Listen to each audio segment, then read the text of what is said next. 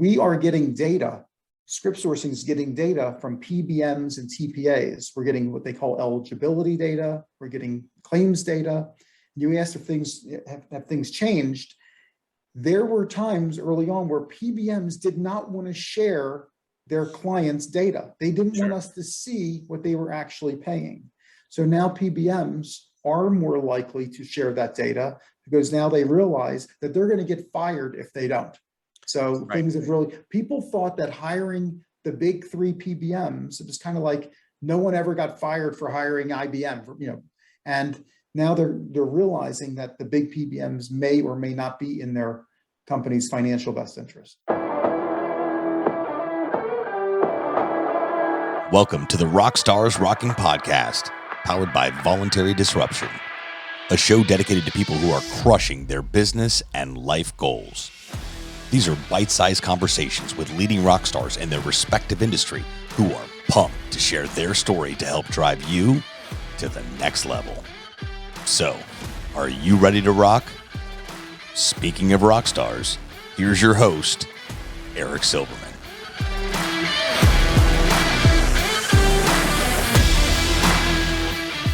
Hey rock stars, welcome back to another episode of RockstarsRocking, and boy am I fired up today. I have with us Gary Becker, CEO and founder of Script Sourcing and Becker Benefit Group. And Gary, I got to tell you, man, it's such a pleasure to have you. And I'm a bit jealous because you were enjoying Naples, Florida, while I am freezing in Baltimore. It's gotten to that point, as you know, that you're not hot, you're not cold, but right now I'm cold. Hey, Gary. Hey, Eric, how are you? Good to see you. Hey, man, good to see you. How's Florida life? I am not complaining. It's beautiful every day. I'm warm. Have golf in my life down here during the winter. I'm pretty excited. Oh, man. Well, I tell you what, you earned it, man. And, I want to jump right in if you don't mind, because and why don't we start with that? My question for you to start is, was that ever any type of dream of yours, is to build up a successful business and have the ability to put an office in Florida or someplace warm and reap what you've sowed over the years? Actually, it always has been. My father was a snowbird since he was about age 50. He was an orthopedic surgeon, but he loved sports and he was able to go back and forth. I always wanted that for me. And luckily, I took the plunge this year, visited Naples in April. And in April, I put a deposit down on a house. So I moved pretty quickly. That's cool. Yeah. And we've known each other for years now. And I have noticed that you do move pretty quickly. You have an idea, you want to do something, you do it. So that's admirable, because quite frankly, most people we know don't work like that, don't work quickly. They procrastinate like crazy, and they are indecisive. So let me ask you that from an entrepreneurial perspective, because you have two successful businesses. You've been in the employee benefits / insurance world for many years. Is this like something that you were born with, meaning you were able to make decisions quickly? You're not a big procrastinator, or is it something you struggled with and changed? Talk about that for a minute. Well, that's a great question. I think when it came to doing homework, I was a great procrastinator, but I've always been a risk taker, enjoyed that, and always tried to be opportunistic. And I was quick to embrace outside the box, ideas and solutions. So, with respect to script sourcing and how that was born, I just thought there was an opportunity out there, and I took the plunge, and the market kind of changed about 5-6 years ago when I got into this business. There's been an adoption of these outside the box ideas that mitigate prescription spend. So you started script sourcing in basically the beginning of 2014, I think. I didn't meet you until the beginning of 2016, and I really didn't learn about script sourcing till 2017. And that was right in those years where you were really kicking it, like you were really growing like crazy. Before we talk about what script sourcing is, can you talk about the problem within the employee benefits and insurance industry? What was the problem you saw then that allowed you to think, you know what, there's got to be a better way? Yeah, great question. So I created the first benefit captive back in 2009 with Berkeley Accident and Health. And the whole idea was to help mid-sized employers transition to self-insurance so they can take advantage of transparency, risk management, control. And the problem was that there really wasn't any effective risk management. Okay, risk management in those days was a wellness plan, or maybe not covering high risk activities, or not providing coverage for children beyond age 19 or 21. And I started taking a hard look at opportunities to mitigate spend. And you just saw that prescription spend was a big problem. I noticed that it was 2 to 10 times more expensive for meds here in the United States for the exact same meds that are available in these tier 1 countries. So I was drawn to learning more about prescription mitigation ideas, prescription transfer ideas, and it's really taken off. And I'll just add that you said my business was taking off back in 2017. I was certainly working very hard. I'd have my day shift, I'd have dinner, then the night shift started. It's still kind of like that for me. But back then it was very difficult to write a group. If there's a 25, 50 employee group, it would require a lot of work, many emails, references. And if I was lucky, I'd sell the group and make no money because they were so small. And so much has changed since then. So when you were really pushing at that point, and again, and just to let you know or remind you, we have a lot of listeners that aren't in the employee benefits or insurance world. So talk about what you just said for a second with respect. You would have a long full-time day. You'd go home, spend some time with the family, have dinner, and then you'd go back to work. One question that comes to mind is, you just said you would be lucky enough to land a case and then maybe not even make any money, barely break even. Did you ever have a thought enter your mind more on a negative side where it's like, what the hell am I doing? Like, where is this going? Did that ever creep in? And if so, how did you mitigate that? And or if it didn't happen, what were you dreaming of for the future? What was that vision? So I felt like I didn't know what I was doing for several years, and that's the truth. Mm-hmm. I just worked hard, thought I had a good solution, and then luckily, we had some broker partners and some employers that were early adopters to embrace what we were doing, and luckily we had some good results, and then momentum came about. So it's been an evolution. We have more solutions. We now provide more services. I think I know what I'm doing now. We're certainly more organized today than we were in the past. But you asked the question earlier about the problem. I don't think I completely addressed that. So okay. The big problem as a benefit consultant for me, 36 years in this business, it's so many employers feel like all of us brokers are the same services, same solutions, same carriers. We're all the same. We're replaceable. Broker of record and you're done. So the whole idea behind script sourcing is to create a meaningful solution that created much value that we could quantify and measure, and a broker can show an employer, hey, look, this year we just saved you $100,000, $50,000, $500,000, whatever it may be. And hopefully the employer can, appreciate the value that their benefit consultant is bringing with these types of solutions and make the relationship more sticky. So was script sourcing, at least initially as an idea, was it an add-on to your benefit consulting business, or was it always dreamt of and supposed to be a separate program? It really was a pilot initially. I have an agency, Becker Benefit Group, and I spend about under 5% of my time. I have other people who run the agency. I'm really focused on script sourcing, but we introduced the idea of mitigating prescription spend to our clients. And, I'll tell you, it wasn't easy, getting employees to consider enrolling. We talk about these zero copay options. Everybody nodded their head. They were so excited and nobody would enroll. So we really had to evolve and figure out the best means to engage members and actually enroll them into programs that will benefit them, their family, their budget, their medication adherence. A third of hospitalizations are due to medication non-adherence. So these solutions, it's a win for the employee, it's a win for the employer. Employers are saving 70 cents on the dollar, and it keeps people out of the hospital and more productive because they're feeling better because they're adhering to their meds at work. So dive into a little bit on the employee side. What's in it for the employee? I'm an employee. I have a very expensive medication. I don't know of any other way to get it other than the ways that any person is currently getting meds, standard ways that people know of. Talk to me about how you explain it to me on why I should be all in on your service.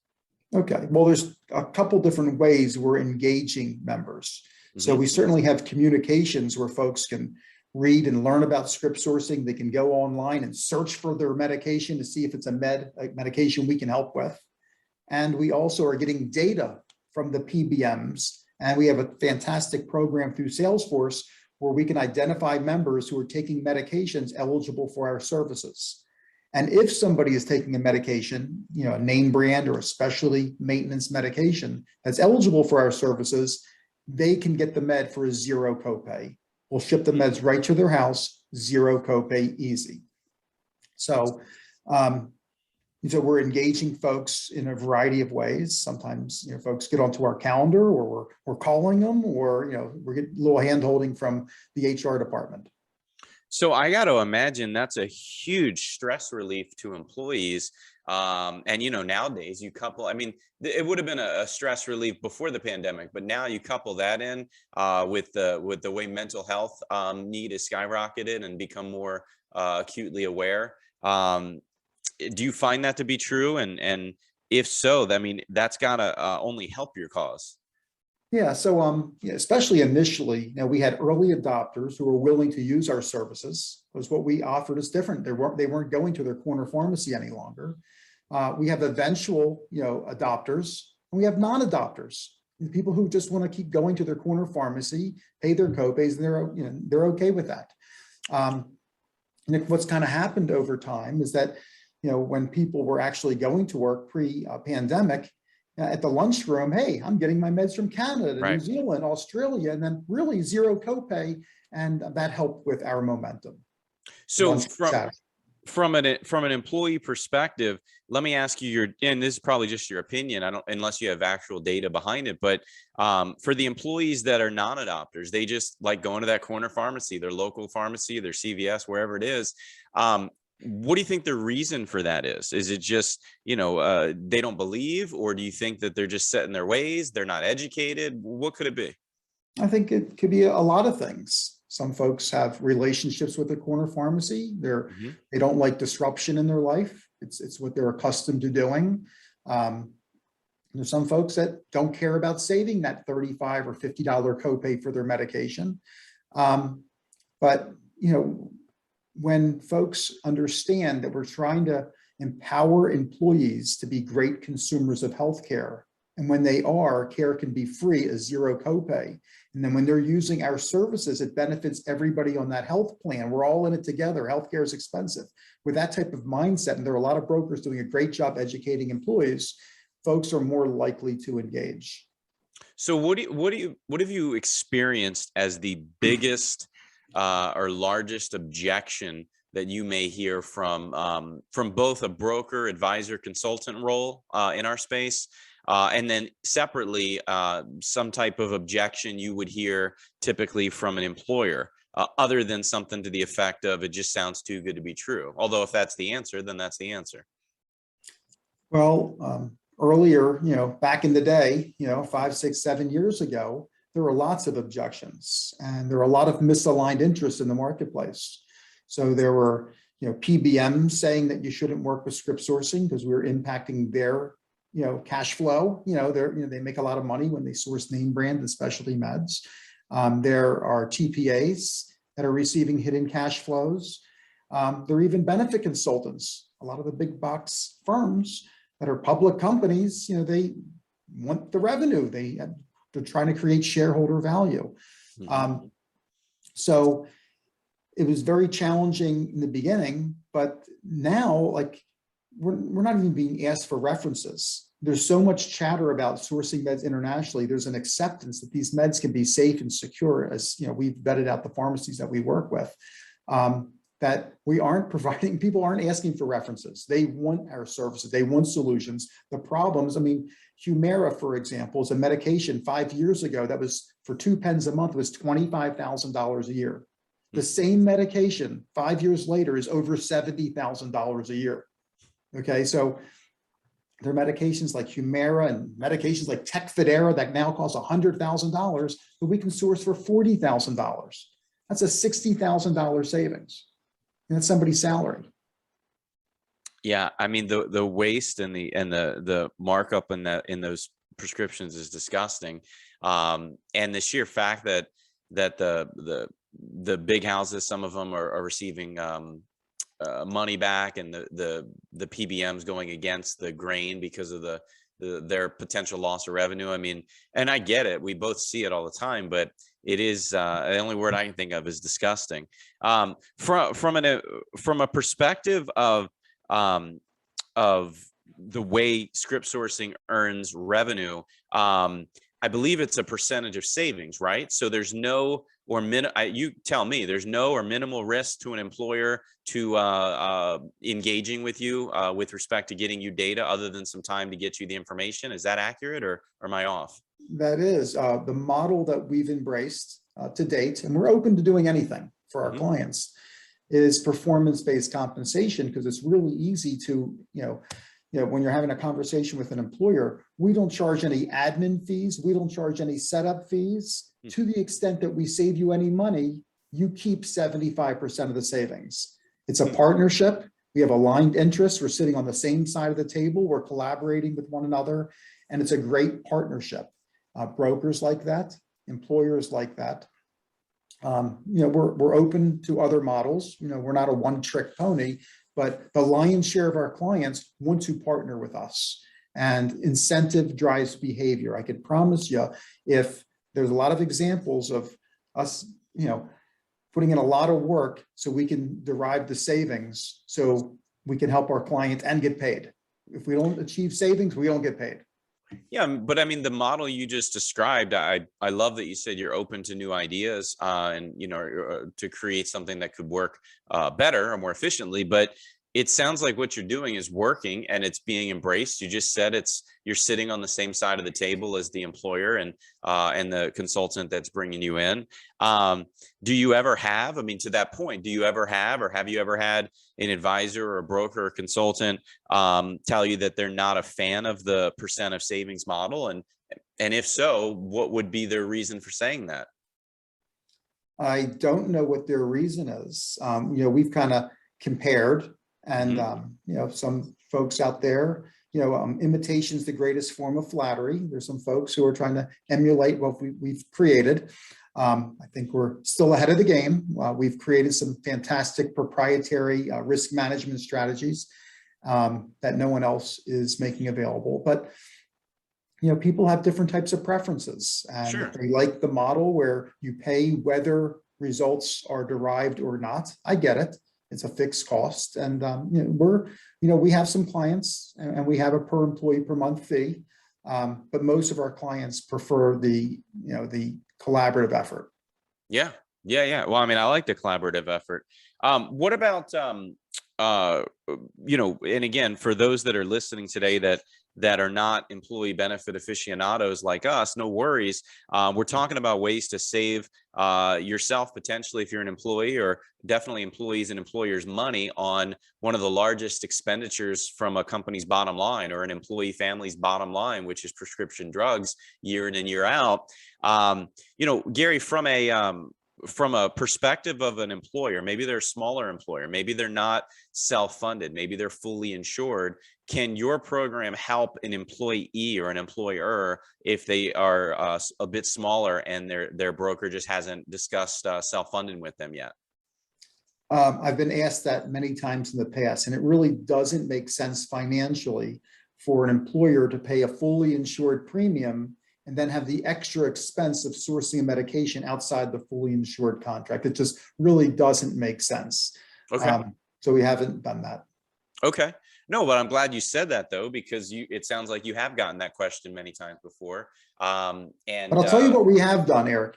Sure. We've got a sister company called Enlighten Analytics that we give away for free for our broker partners. Okay. Not enough folks are even using it yet, and they should be. But we can get detailed prescription and medical claims information from any fully insured carrier in the country. and we'll provide reporting. So if an employer is fully insured, and if a member is taking Humira or Enbrel or Tecfidera or whatever, we'll know what medications they're taking. We'll be able to help better negotiate. I'll give you a story in a second, but we'll be able to do an analysis and determine how much savings could be derived as a result of the folks that are taking medications eligible for our services. And the story I'll quickly share with you. Sure. And imagine a benefit consultant going into an employer saying, with 100 employees, you're spending $1 million a year, here's a renewal, it's a 0% increase. Most employers would be thrilled, they'd want to sign the renewal. But if Eric Silverman said, wait a minute, what if we learned that you only had $200,000, $300,000, $400,000 of medical and prescription claims, and you really deserve a 10, 20, 30% rate decrease? Carriers don't give 10, 20, 30% rate decreases. What if I can help you better negotiate that fully insured renewal, or even show you alternative funding options that may be in your best interest? And that's the whole idea with Enlighten Analytics. We give that away to help brokers win broker of record letters. Jim Blodchuk, a good friend of yours, has won many broker of record letters with this approach. And some of them, he gets the broker of record letters, and sometimes, he's transitioning these groups to self-funded health plan.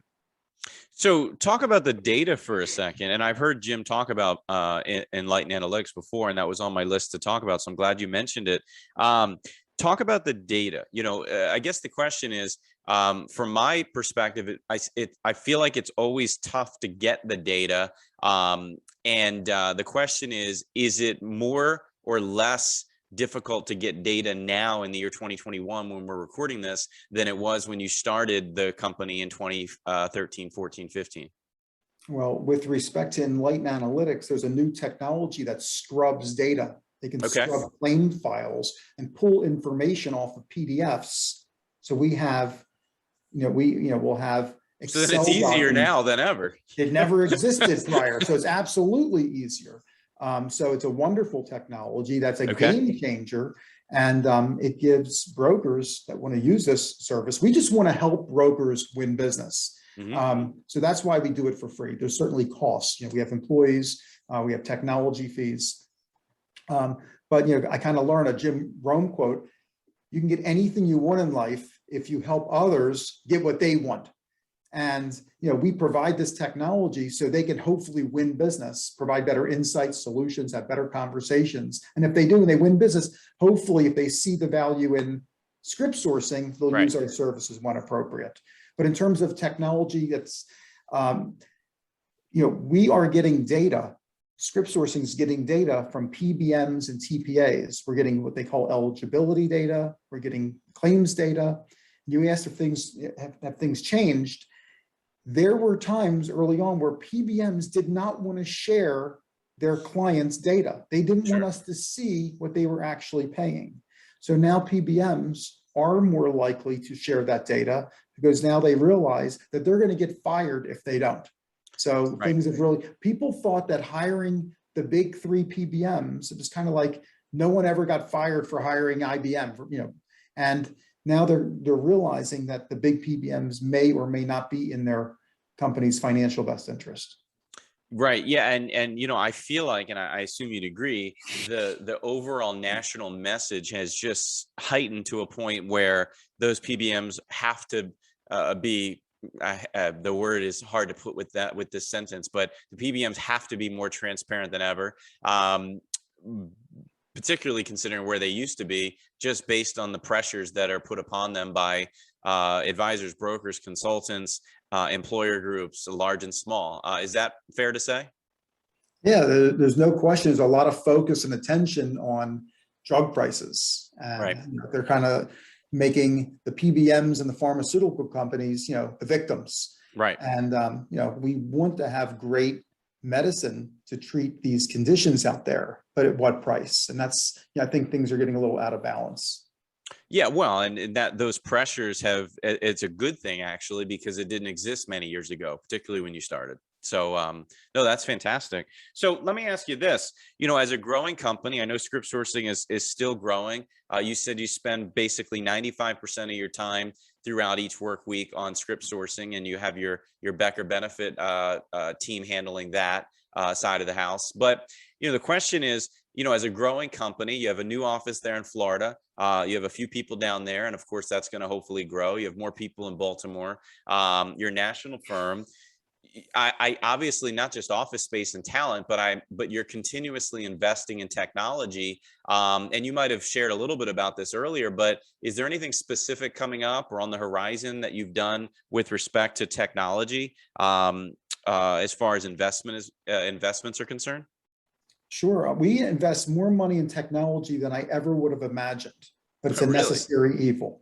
One of the great things that we have is the Salesforce program. We are able to grab data from all these different PBMs and TPAs, like I mentioned. And in our Salesforce program, we're able to create opportunities if it's a medication that we're able to help with. So we're going to know every single member who's taken the medication that we're eligible to help, that qualify for our help. And between the HR folks and the broker and what we do, we're doing our very best to engage these members, whether it's calling, emailing, having the HR folks put their arm around them and help schedule a meeting with us. But what's also neat about the Salesforce program, if there's a medication that's newly eligible for our services, when we say that there's an opportunity and make a change in our Salesforce program, there is a live feed to our website, and our website will automatically recognize that a medication is now available for our services, or vice versa. If the medication is no longer available and you go on, you'll see that it's not available any longer. So, we're getting there. Rome wasn't built in a day, but we've made great strides. You look back and see how much we've changed in the past, 6 months or a year, or absolutely the last couple of years. It's amazing.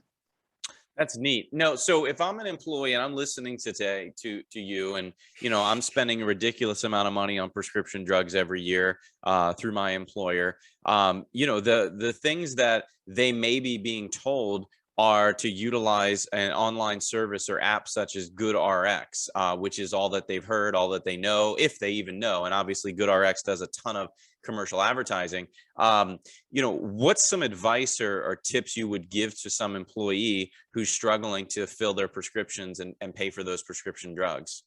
GoodRx can be a great service, but they're strongest with the generic medications. Okay. Not the name brand medications. They would be too expensive through GoodRx. Okay. So when it comes to name brand medications, you can't do much better than a zero copay. Sure. So we actually incentivize members to use our services. So sometimes they even get a check just for enrolling. Wow. But when it comes to generic medications, of which 85% of the meds that are being dispensed for the average health plan are generic medications, sometimes the GoodRx price is lower than what the copay otherwise would have been. So it's worth taking a look. So it is something they should keep other programs using. Like GoodRx, but GoodRx is the market leader. Right. Yeah, absolutely. Okay, good. Just trying to give some comfort to anybody listening that might be currently using them. And to hear you say that it's certainly a good program to continue if that's all that they have as an option is good for them to know. Yep. Let's switch gears for a second in our last handful of minutes or so. I'm curious, you're the founder and CEO of your few companies, but I understand recently over the last year or so, maybe less or more, a few months, you hired I believe your first president, somebody to actually run the day-to-day. I'm excited for you for that. And did you ever envision that happening when you started any of your companies? Could you imagine as an entrepreneur getting to that level, or was that always a dream to kind of step out a little bit and oversee while somebody else got their hands dirty day in and day out? January 2020, I went to a Tony Robbins event. It was called Business Mastery. I went there with Betty Ward, who's my director of operations. Sure. And one of the questions Tony Robbins asked is, are you a business operator or a business owner? And I clearly was a business operator. I had my hands in everything. And it was, it's a lot. Sure. And I made a commitment by January 1st, 2022, I'm going to be a business owner, not a business operator. So luckily, we've continued to grow. We were in a position to hire Eric Nelson, who is fantastic, smart guy, hardworking. I've known him since college. We actually went to college together. And so I don't know that I'll be a business operator by January 1st, but I'm certainly moving in that direction. But we do have a president who's terrific. So is it fair to say, had you not gone to the Tony Robbins event, that potentially Eric might not have the role he has right now, and you'd still be getting your hands dirty in and out every single second of the day? I will tell you that my experience with Tony Robbins has absolutely put me on a projectile. I'm both business-wise, personal development. I've learned so much so that I've gone to a couple live events. I did a virtual event during the pandemic, but I have a Tony Robbins coach, for my employees, a Tony Robbins virtual CFO. I am all in. I want to be a force for good. And I just, I like, everything that he has to say about living in a beautiful state. So Gary, what's the most, in your opinion, if you had to pick one, maybe two, what's the most difficult part that's been along your entrepreneurial journey with either of or any of your companies? Well, there's always challenges. What comes to mind for a lot of us, this was the mastermind that we both participate in. I always thought the biggest challenge was selling more. I'm so sales focused. And when we have these breakout sessions, the number one thing we all talk about is employees.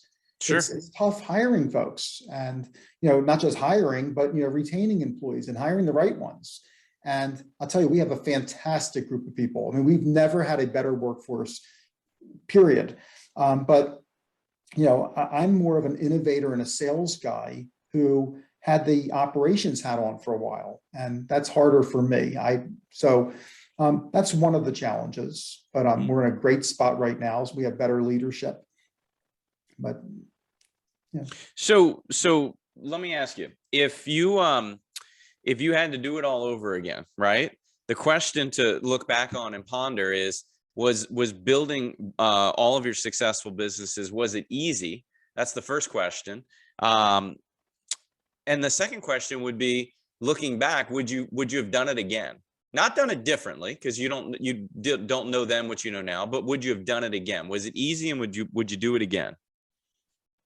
Was it easy? I'll tell you, the industry that I helped kind of create, there was no blueprint.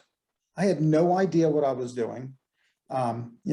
Everything from standard operating procedures to technology. I had to learn everything from scratch, and I had to be very resourceful, and we continue to be resourceful. And really, I've loved the journey. I've loved the challenge. I don't love it every single day, but I've loved the growth that we have. And we have over 800 employers we do business with. So there are a lot of employers and employees that rely on our services and appreciate our services.